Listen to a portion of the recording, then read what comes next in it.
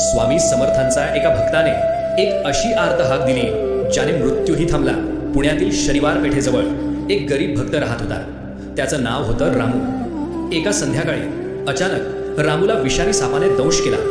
क्षणातच विष पसरू लागलं, शरीर निळं पडलं, डोळे मंदावले आणि श्वास कोंडू लागला।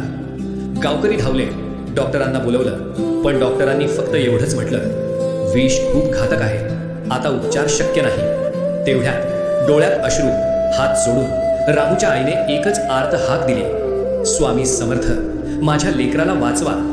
क्षणातच बिडकर महाराज संतपीठातून आले। ते स्वामी समर्थांचे खूप खास भक्त होते। शांतपणे भक्ताजवळ बसले, डोळे मिटून ते स्वामी समर्थांचं नामस्मरण करू लागले।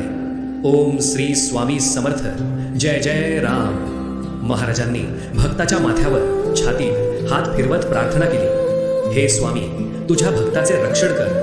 आणि तेवढ्यात रामूचा चेहरा उजळला, विषाची लक्षणं हळूहळू निघून गेली, श्वास सुरळीत झाला आणि तो बोलू लागला। सगळे स्तब्ध झाले। आश्चर्याने सर्वांनी महाराजांना नमन केलं। तेव्हा बिडकर महाराज शांतपणे म्हणाले, स्वामींची कृपा सर्वत्र आहे, फक्त श्रद्धा ठेवा।